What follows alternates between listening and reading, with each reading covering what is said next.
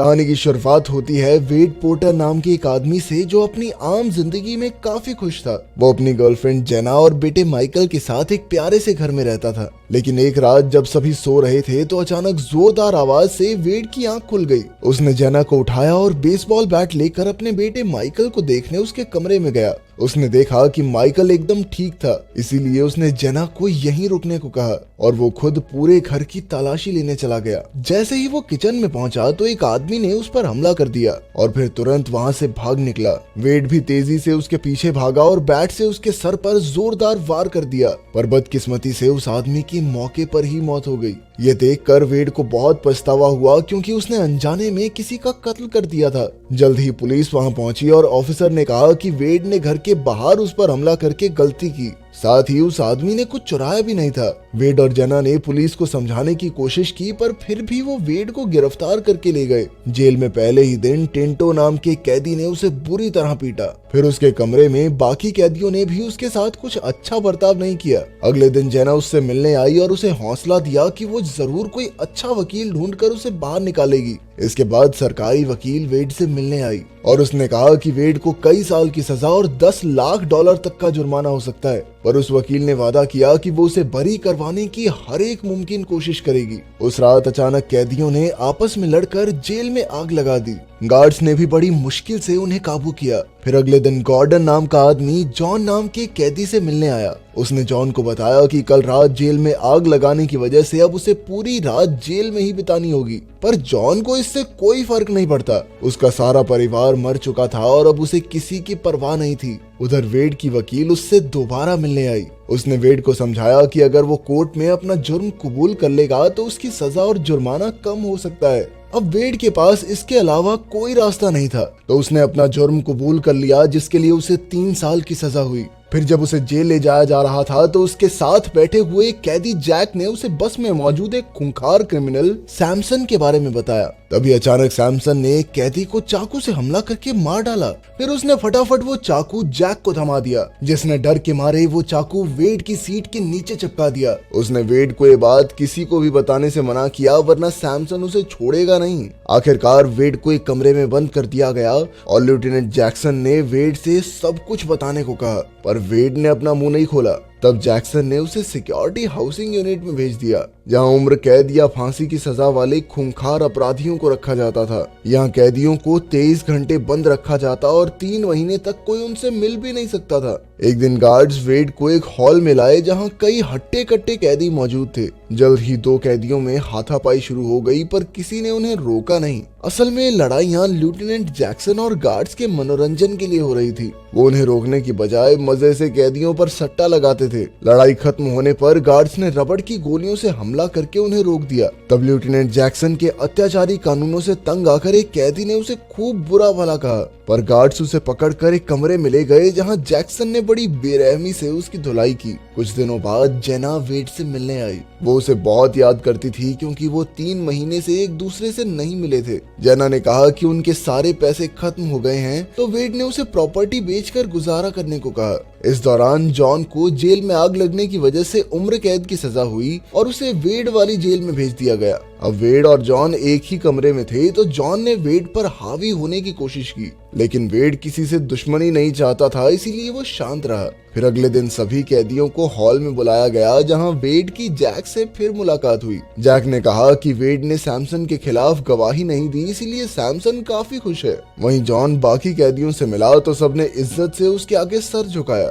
असल में जॉन जेलों में इस तरह के स्टंट्स करने के लिए मशहूर था और इसी वजह से उसे बार बार एक जेल से दूसरी जेल भेजा जाता। जॉन काफी सालों से जेल में था, इसीलिए वो वेड को समझाने लगा कि जेल में खुद को सुरक्षित रखने के लिए क्या करना चाहिए। फिर एक दिन वेड और टर्नर नाम के कैदी में लड़ाई शुरू हो गई। पहले तो टर्नर वेड पर भारी पड़ रहा था, पर अचानक वेड ने पासा पलटा और टर्नर की हड्डी पसली एक कर दी। तभी कॉलिंस नाम का एक ऑफिसर रबर बुलेट से वेड को रोकने लगा, पर जैक्सन ने बीच में आकर उसे टर्नर पर गोली चलाने को कहा। कॉलिंस थोड़ा हिचकिचाया तो जैक्सन ने खुद बंदूक लेकर टर्नर को गोली मार दी। ये सब देखकर वेड को समझ नहीं आया कि जैक्सन ने उसकी बजाय टर्नर को गोली क्यों मारी। तब जॉन ने उसे समझाया कि जेल के कानून गार्ड्स ही बनाते हैं और जो वो चाहें वही होता है। फिर एक दिन हैमंड नाम का एक इंस्पेक्टर जेल की इंस्पेक्शन करने आया। उसने लेफ्टिनेंट जैक्सन से पूछा कि उसके होते हुए भी जेल में लड़ाइयां क्यों हो रही हैं। हैमंड का शक और न बढ़े इसीलिए जैक्सन ने कहा कि वो पूरे जी जान से जेल में शांति बनाए रखने की कोशिश करेगा। बाद में जेना फिर से वेड से मिलने आई और माइकल को भी अपने साथ लाई। माइकल अपने पिता को देखकर बेहद खुश था, पर जेना ने कहा कि पैसों की कमी की वजह से वो बड़ी मुश्किल से गुजारा कर रहे हैं। तब वेड ने उसे घर बेचने की इजाजत दे दी और वादा किया कि वो बाहर आकर सब कुछ ठीक कर देगा। फिर जब वेड अंदर गया तो जैक ने उसे फाइट के लिए ललकारा, पर जब वेड नहीं माना तो जैक ने अपने आदमियों को वेड पर हमला करने को कहा। जल्द ही वहाँ हंगामा हो गया और गार्ड्स ने आंसू गैस छोड़कर मामला शांत किया। वहीं जॉन भी वेड को बचाने की कोशिश कर रहा था। बाद में उसने वेड को इस लापरवाही पर खूब डांटा क्योंकि वेड ने उसकी सलाह नहीं मानी थी। असल में जैक भी सैमसन की तरह एक गैंगस्टर था। वो बेवजह दूसरों को परेशान करता था। उधर जेना ने घर बेचकर अपनी माँ के घर रहने की तैयारी कर ली थी। फिर एक दिन सैमसन ने वेड को मिलने के लिए हॉल में बुलाया, जहाँ पर जैक भी मौजूद था। जैक ने सैमसन से शिकायत करते हुए कहा कि वेड ने उसके हुक्म को ना मानने की गलती की है, जिससे सैमसन को बहुत गुस्सा आया। पर अचानक उसने अपने आदमियों को जैक को मारने का हुक्म दे दिया। फिर उसने वेड को अपने ग्रुप में शामिल होने का ऑफर दिया। बाद में वेड ने जॉन की सलाह ली कि उसे सैमसन के ग्रुप में शामिल होना चाहिए या नहीं। जॉन ने कहा कि उसे ऑफर ले लेना चाहिए क्योंकि जेल में सैमसन की बहुत चलती है। अगले दिन लेफ्टिनेंट जैक्सन और सार्जेंट रॉबर्ट्स अपने बच्चों की बेसबॉल गेम देखने गए थे। तब रॉबर्ट्स ने कहा कि उसे डर है कि वो जेल में कैदियों पर जो अत्याचार करते हैं उसकी वजह से कहीं उन्हें नौकरी से हाथ न धोना पड़े। उसने जैक्सन को भी अपने अत्याचार बंद करने की सलाह दी, पर जैक्सन अब भी अपने तरीकों से जेल पर राज करना चाहता था।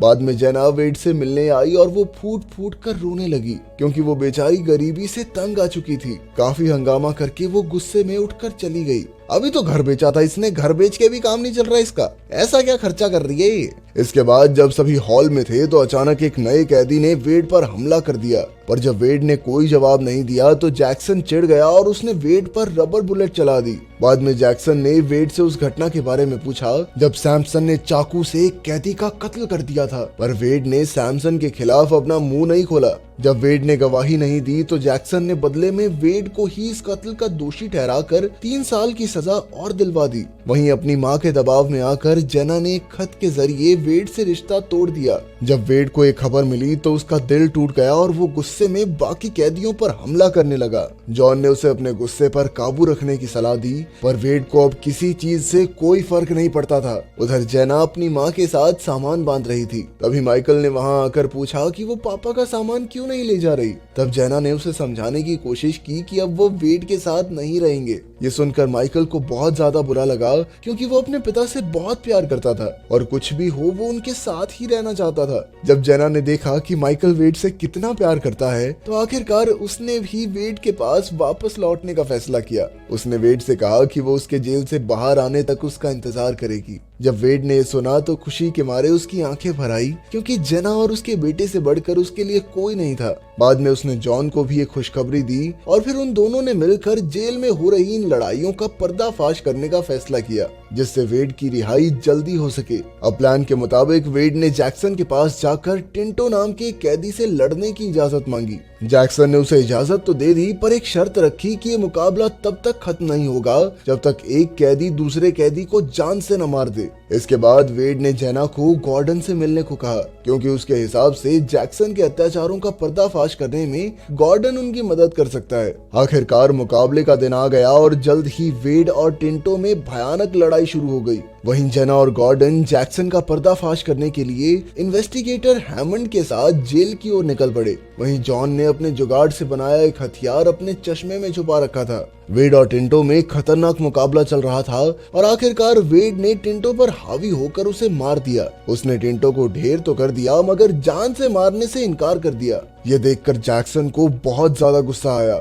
और वो वेड पर गोली चलाने के लिए तैयार हो गया, पर अचानक से जॉन वेड के सामने आकर खड़ा हो गया और जल्द ही बाकी कैदियों ने भी उसे घेर लिया। गुस्से से भरे हुए जैक्सन ने उन सभी कैदियों को जान से मारने का फैसला किया, पर रॉबर्ट्स ने उसे शांत करके समझाया कि भाई कई साल तक जेल में सड़ना पड़ सकता है। आखिरकार जैक्सन ने सभी कैदियों को अपने अपने कमरे में जाने को कहा, पर जल्द ही गार्ड्स जॉन और वेड को फिर से हॉल में ले आए। वहाँ जैक्सन वेड की जान लेने के लिए तैयार खड़ा था, पर रॉबर्ट्स ने उसे रोकने की कोशिश की। इसी दौरान कॉलिंस ने चुपके से सीसीटीवी कैमरास फिर से चालू कर दिए ताकि जैक्सन के अत्याचार सबके सामने आ सकें। जैसे ही जैक्सन वेड का खून करने के लिए आगे बढ़ा तो जॉन ने ऐन वक्त पर अपना खुफिया हथियार निकालकर जैक्सन का गला काट दिया, जिसे देखते ही दूसरे गार्ड ने जॉन पर गोली चला दी और उसकी मौके पर ही मौत हो गई। तब कॉलिंस ने इमरजेंसी बटन दबाकर सभी गार्ड्स को वहां भेज दिया। इसी दौरान जेना और गॉर्डन भी इन्वेस्टिगेटर हैमंड के साथ वहां पहुंच गए।